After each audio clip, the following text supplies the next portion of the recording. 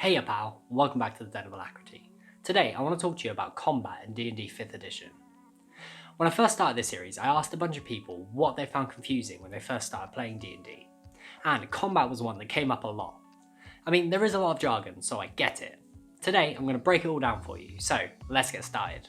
Okay guys, you walk into the cavern, and just as you approach the large rock in the middle, an ear-splitting scream splits the silence.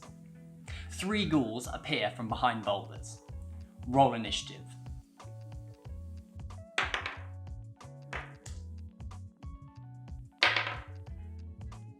Initiative. Every combat in D&D 5th edition starts this way. Practically, initiative establishes a turn order. In-game, you can think of it like a reaction speed. A battle has just broken out and you each roll to see how quick your character reacts. Everyone else in the game does this as well, and then the DM puts you in order based on those rolls. The initiative roll is a dexterity check, so naturally characters with high dexterity get the biggest bonuses to initiative. There are some feats you can take that will also give you bonuses to initiative, such as alert. Once that turn order is established, combat can begin. So, Shady, it's your turn. Bro, you're on deck. What is a turn? In D&D, the designers have tried to turn real-time combat into turn-based gameplay, and the results are interesting, as far as time is concerned. Each round of combat lasts 6 seconds of in-game time. That means each character's turn is also 6 seconds long, and in theory, all those 6-second turns are happening at the same time. Practically, you each go one after another and you act as though the person before you has already gone. So you have to suspend your disbelief a little bit. Right, Shady, these 3 ghouls have approached your party. You've hung back, as you always do. What would you like to do? On your turn in combat, you have 3 resources you can use. Actions, bonus actions, and movement. Your movement speed is dictated by your race or your class. Monks and barbarians can move extra quick. And you can split it up into as many chunks as you want to use throughout your turn. I want to run towards the nearest rock. Okay, you spot one about 10 feet away from you. You get 1 action per turn, and with that action, you can do one of the following things. Attack. This is where you roll a d20 and add your bonuses, and you have to beat the opponent's armor class to hit. You can cast a spell. You can dash, so this allows you to take your movement again. You can hide, try to obscure yourself from view. You can disengage, so this means you can move away from an enemy that is in melee with you without provoking an opportunity attack. And you can dodge. And this imposes disadvantage, so they have to roll 2 dice and take the lower number on every attack roll against you until your next turn. I'm going to pull my crossbow up and shoot the nearest ghoul to me. Roll to hit. Attacks are at the core of combat in D&D. And attacks can either be melee or ranged. Melee attacks have to be on an opponent who is within 5 feet of you. All weapons and spells that you can use to attack have a range that tells you how far away a target can be. You roll a d20, and then you add any bonuses from your weapons or your spells, and you have to beat the opponent's armor class to hit. 14. Its AC is 12. If you do hit, you do damage, and that reduces the enemy's HP. If their HP reaches 0, they die. At higher levels, ranged and melee fighters get to do 2 attacks per action. Spellcasters, on the other hand, have to carefully choose what they want to use their 1 spell per action on.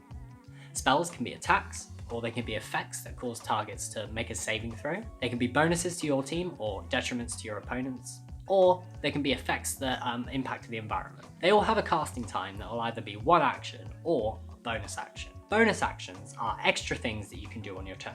Usually they come with your class. So bards can inspire their teammates, rogues can do loads with their bonus action, like hiding, dashing, or disengaging. Oh, and I want to hide behind this rock. And as I said, some spells can be bonus actions as well. However, you can only use 1 spell slot per turn. So if you cast a bonus action spell, you'll have to use a cantrip as your action. You can arrange these in any order that you want. So you could move 10 feet, then do a bonus action, move another 5 feet, perform an action, and then use the rest of your movement to get away. All of this works the same way for the characters the DM is controlling. When they want to attack you, the DM will roll and compare to your armor class. Except when you hit 0 hit points, you get to do death saves. Death saves are rolls to see if you come back and stabilize or not. It has to be above 10 for a success, and you need 3 successes to just become stabilized. You're not going to die, but you're not conscious. And nat 1 is 2 failures, 3 failures means permanent death, and a nat 20 brings you back up with 1 HP. Right, it's the ghoul's turn now. The one closest to Bro with 2 axes in his chest is going to move away. On other people's turns, there are a few times that you get to do stuff as well.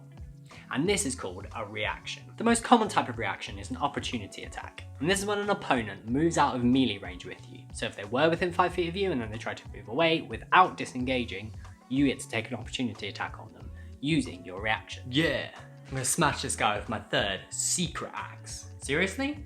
Where do you hide these things? 18 to hit, 15 damage. Well, that ghoul's dead. Another common reaction is a counter spell. Certain spellcasters have the ability to use their reaction to negate a spell that an opponent has cast. One of the ghouls casts Whole Person on Shady. Nope. There are a lot of other uses of reactions that come with your class, so make sure to check your character sheet to see which ones you've got. The last ghoul falls to the floor dead. Well done, team. That should be enough to get you up to speed and ready for your first combat. In the end, the best way to learn combat is through experience, so make sure you start playing as soon as possible. That's it from me today. Thank you so much for sticking with me. This is the last D&D video I have planned for a little while. I have a lot more hobbies I want to get through this year. But don't worry, I will be back chatting D&D with you soon enough. And I'm always up for chatting D&D if you contact me on one of my social platforms. You can follow me or the Den on Instagram for short videos and amateurish pics of my projects while I'm working on them. Or you can follow me on Twitter for infrequent compliments of my favourite creators and the occasional shower thought. And of course, hit that like button and subscribe here if you want to see more videos of me teaching you hobbies, showing you how to learn online, and helping you build habits to make the most out of your free time. Anyway, until next time, my beautiful mob of internet kangaroos. Go out and adventure.